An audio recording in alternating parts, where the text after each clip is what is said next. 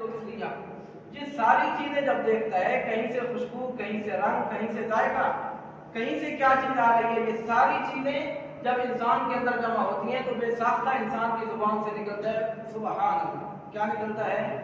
سبحان اللہ۔ سبحان اللہ نکلتا ہے۔ واہ مالک تیری کتنی شان، کہ کتنی عظیم چیز تو نے تیار کی۔ کیسے تیار کی؟ کہ گٹھلی سے تیار کی، گٹھلی کڑوی، اس سے نکلی جڑ، جڑ کڑوی، جڑ سے بنی کومپل، کومپل کڑوی، کومپل سے بنا تنا، تنا کڑوا، تنے سے نکلی شاخیں، شاخیں کڑوی، شاخیں سے نکلے پتے سبز وہ کڑوے، اس کے اوپر لگی املی، املی کے اوپر کا چھلکا وہ کڑوا، چھلکے کے اندر لگا گودا وہ کڑوا، گودے کے اندر پھر گٹھلی وہ کڑوی۔ یہ ساری چیزیں زمین سے شروع ہو کر، جڑ سے شروع ہو کر، اس کی بلندی تک، اس کے آخر تک، اس کے پتے تک، ایک ایک چیز کے اندر زہر بھرا ہوا ہے، کڑوا پن بھرا ہوا ہے، لیکن اس کڑواہٹ کے باوجود جب اللہ رب العزت ایک مصنوع تیار کرتے ہیں آم کو، کتنا لذیذ بہترین آم تیار کر کے دیتے ہیں، کہ سارے پروسیس کو دیکھ کر، سارے منظر کو دیکھ کر، ساری چیزوں کو دیکھ کر بے ساختہ انسان کی زبان سے نکلتا ہے سبحان اللہ۔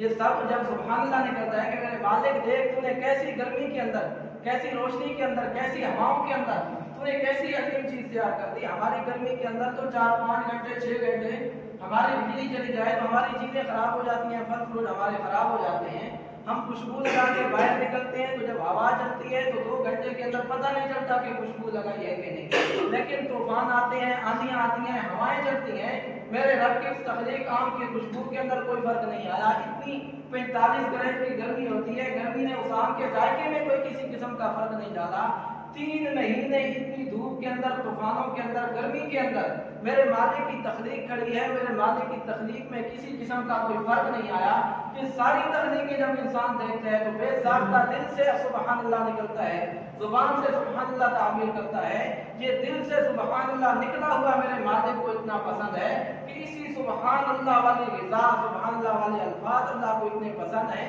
کہ ساری مخلوقات سے اللہ رب العزت نے انسان کو بہترین بنایا۔ انسان کائنات کے اندر جس چیز کو دیکھتا ہے، بادلوں کو دیکھتا ہے سبحان اللہ، آم کو دیکھتا ہے سبحان اللہ، پھلوں کو دیکھتا ہے سبحان اللہ، پہاڑ کی بلندی کو دیکھتا ہے سبحان اللہ، زمین کی پستی کو دیکھتا ہے، زبان سے نکلتا ہے سبحان اللہ، سورج کی شعاؤں کو دیکھتا ہے سبحان اللہ، آسمان کی بلندی کو دیکھتا ہے سبحان اللہ، پھلوں کے ذائقوں کو دیکھتا ہے، رنگت کو دیکھتا ہے، خوشبو کو دیکھتا ہے۔ اللہ فرماتے ہیں جو بے ساختہ انسان کے دل سے مصنوع نکل رہی ہے، چیز نکل رہی ہے سبحان اللہ، یہ انسان کا سبحان اللہ کہنا مجھے اتنا پسند ہے کہ اس کی بنیاد پر میں نے انسان کو باقی ساری چیزوں سے بہترین بنا دیا۔ اب ایک طرف مرغی کا انڈا، دوسری طرف سبحان اللہ، ایک طرف آم کے پھل، درخت کا پھل، دوسری طرف سبحان اللہ، ایک طرف بھینس کا دودھ، دوسری طرف سبحان اللہ، ایک طرف سورج کی کرنیں، دوسری طرف سبحان اللہ۔ اللہ فرماتے ہیں کائنات کی ساری چیزیں مل جائیں تو انسان کے سبحان اللہ سے نہیں مل سکتی۔ تو انسان کی وہ یاد جو اللہ رب العزت باقی ساری چیزوں کو دیکھ کر اللہ کو یاد کرتی رہتی ہے، اللہ رب العزت کا تذکرہ کرتا رہتا ہے، کائنات کی جو چیز بھی دیکھتا ہے تو اللہ رب العزت کا تذکرہ ہوتا ہے، اسی تذکرے کی بنیاد پر انسان کو سب سے عظیم کہا گیا۔ پہلی صدی میں یہی تھا، آپ علیہ السلام کے دور میں، صحابہ کے دور میں، تابعین کے دور میں، تبع تابعین کے دور میں، اس کے اندر شہید انسان کی فطرت تھی کہ جس چیز کو بھی انسان دیکھتا تھا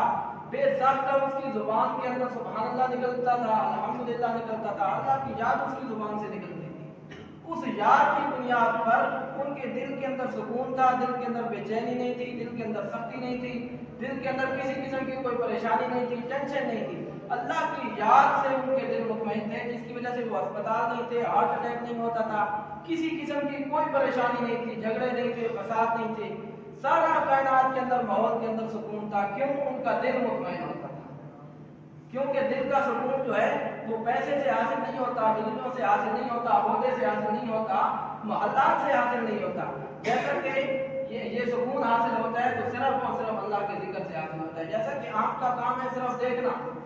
اور کان کا کام ہے سننا، ناک کا کام ہے سننا، زبان کا کام ہے چکھنا، یہ ہر چیز کے اپنے اپنے کام خاص ہیں۔ آنکھ جو ہے وہ دیکھتی تو ہے، سن نہیں سکتی، اسی طریقے سے کان سنتا ہے، دیکھ نہیں سکتا، سن نہیں سکتا۔ اسی طرح اللہ رب العزت نے یہ جو سکون رکھا ہے یہ اپنی یاد میں رکھا ہے۔ یہ جو سکون حاصل ہوگا تو صرف رب کی یاد سے حاصل ہوگا۔ یہ سکون کائنات کی کسی